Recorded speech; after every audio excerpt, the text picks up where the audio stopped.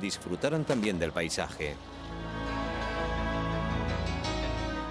Una azafata se aseguraba de que al viajero no le faltara de nada.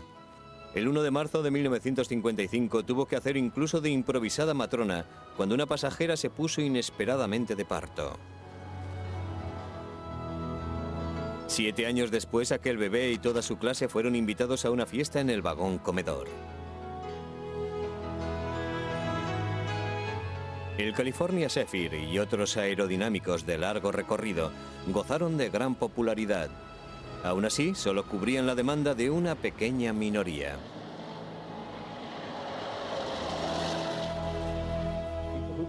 Quienes no disponían de dinero o tiempo para disfrutar de grandes paisajes y comodidades, quienes sobre todo necesitaban un transporte rápido, elegían el avión.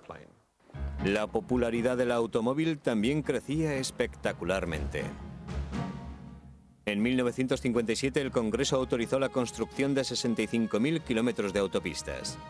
Una clara invitación al ciudadano para comprar un coche y olvidarse para siempre del tren. Se avecinaban tiempos difíciles para el tren de pasajeros. La Union Pacific vio descender sus ingresos año tras año entre 1952 y 1971.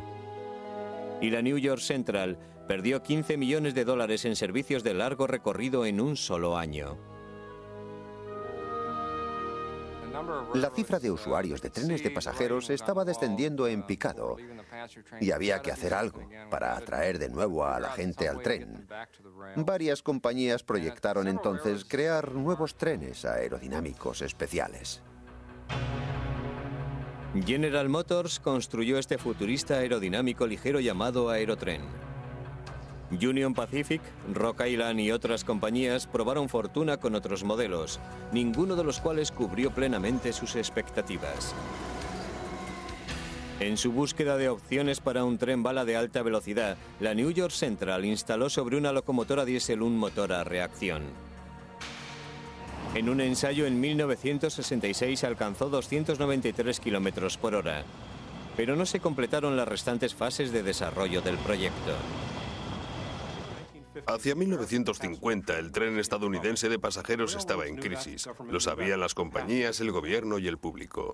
Una década después el tren de pasajeros estaba agonizando. El Congreso aprobó entonces la creación de Amtrak, una corporación subvencionada por la Administración Federal. El 1 de mayo de 1971 comenzó a gestionar 13 compañías de ferrocarril, 35.000 kilómetros de vía. El futuro del tren en Estados Unidos, en definitiva.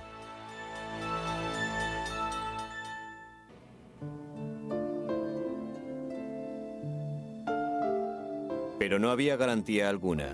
El tren aerodinámico parecía destinado al desguace, a engrosar la lista de vehículos obsoletos.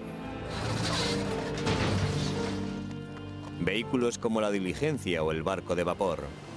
Aunque quedaban razones para creer en una oportunidad para el tren aerodinámico antes de condenarlo al desguace. En una nave portuaria en Seattle, una flota de vagones para una nueva generación de aerodinámicos estaba tomando forma. Era un nuevo tren desarrollado por Amtrak y el estado de Washington, el Cascades, nombre de la cordillera que moldea el perfil costero del Pacífico noroccidental. El Cascades viajaría a lo largo de unos 650 kilómetros sobre un sinuoso trazado desde Vancouver, pasando por Seattle y Portland hasta Eugene, en Oregón. En lugar de remodelar todo ese sinuoso trazado, se buscó un tren capaz de viajar a gran velocidad sobre cualquier ancho de vía.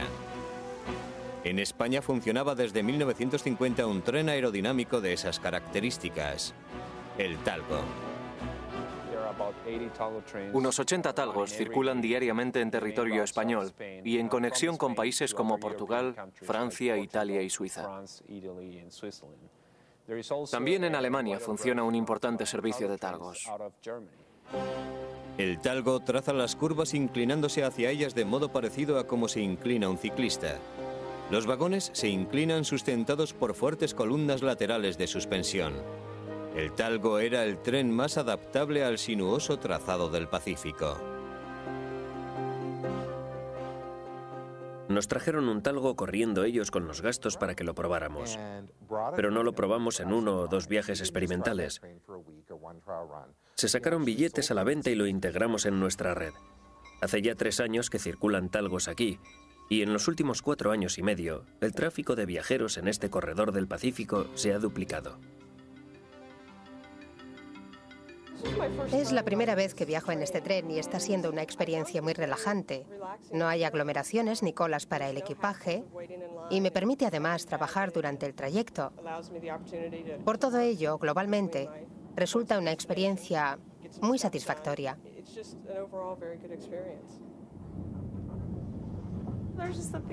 Tiene ese aire romántico del Orient Express, de las películas antiguas. Me gusta su movimiento. Me relaja. Para mí lo mejor de este tren son sus vistas, especialmente las del tramo norte.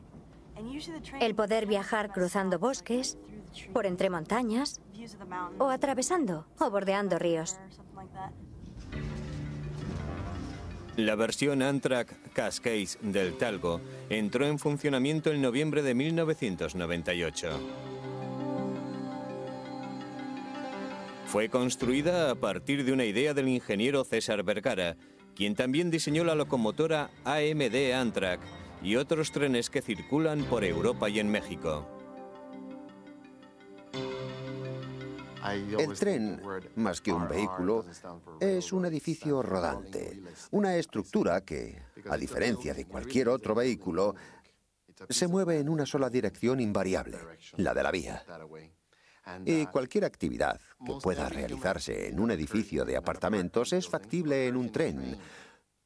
Por eso no es solo un medio de locomoción, es algo a medio camino entre la arquitectura y el transporte.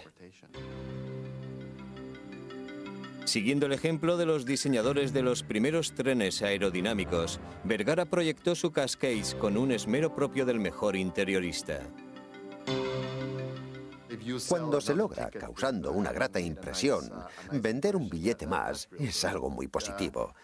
Ese tren, que aunque esté parado, es capaz de hacernos desear volver a él, es para mí el tren perfecto. El Cascades, al igual que sus predecesores de la década de 1930, tienen el automóvil a un duro rival. Pero el automóvil ha perdido gran parte de su atractivo, contaminación, atascos y el fantasma de la escasez de combustible brindan al tren aerodinámico una nueva oportunidad como la que tuvo hace más de 60 años. El M10000, el primer tren genuinamente aerodinámico, circuló hasta 1941. El aluminio del que estaba hecho era vital para los intereses nacionales en tiempo de guerra, y el M10000 fue desarmado y fundido. El Zephyr pionero fue retirado en marzo de 1961, tras 26 años en servicio. Actualmente descansa en el Museo de Ciencia e Industria de Chicago, como testimonio de una era de creatividad, imaginación y oportunidades.